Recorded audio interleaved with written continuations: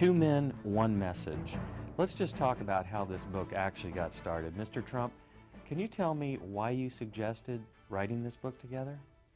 Well, I've been a big fan of Robert's and of Rich Dad for so long. I've seen it, I've read it, everybody I know has read it, and he's just a very special man who I wanted to do something with. And we were making a speech together, and I listened to a speech, I liked it. He listened to my speech, I assume he liked it. You'd have to ask him, but I assume he liked it.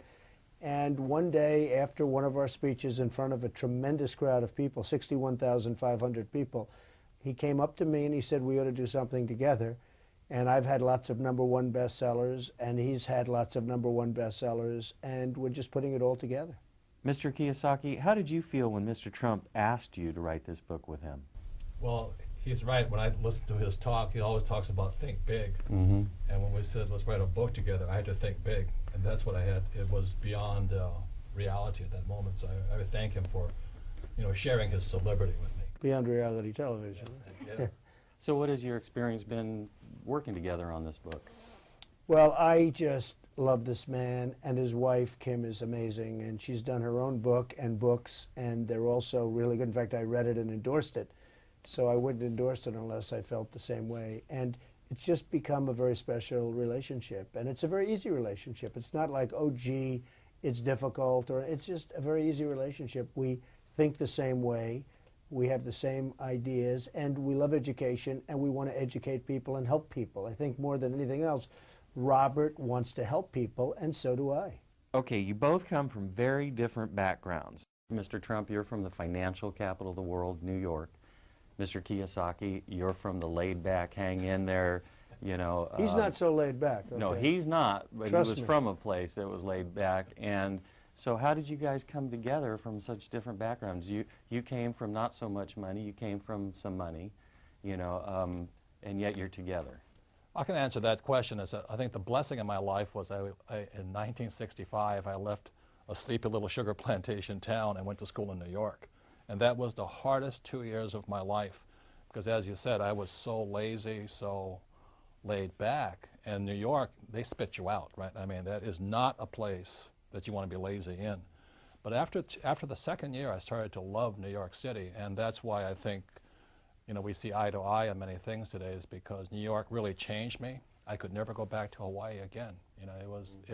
New York is the most special place on earth. I think that's the answer. It is the financial capital of the world.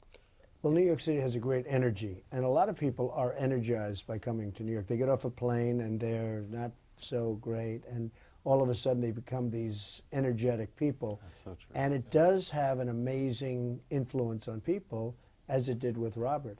Now, Robert's coming to New York, and I'm going to Hawaii because I'm going to build a big building in Honolulu. But New York is a great place.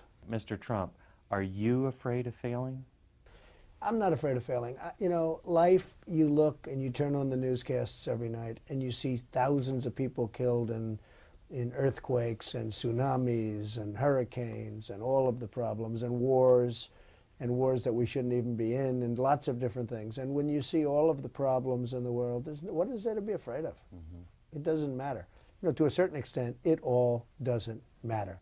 My answer to that is, I think what we have in common also is we both went to military schools. And military school is about discipline, about being bigger, about following orders, about leading. But what else we have in common is that we both failed. And he lost nearly $1 billion. I lost a lot of money. A lot of money. But it was paper. And I lost only lost $1 million. And I think what makes us better is when you wrote your book, The Art of the Deal, I was so impressed. But when you wrote The Art of the Comeback, and what it meant to come back from being down so far. And most people are terrified of losing $100, and here you're down $1 billion. Billions. And you come back. And I think that's what we have in common, is once you've faced that much what everybody's afraid of, you're not as afraid anymore. I think that's really the difference. And for me personally, it was the best education I could have gotten, was to find out where I made all my mistakes and rebuild my company. You wouldn't want to do it again, but No. it was a great education. But when I read Art of the Comeback, I said, this is a big man. That's when my respect for him grew, because Art of the Deal you know, he's telling about his successes. But when he wrote Art of the Comeback, that's when you grew in my, my eyes, is because most people will not admit their mistakes. Well, Donald and I were very blessed that we both had rich dads. You know, my best friend's father was my rich dad. And financial education is more important than ever before.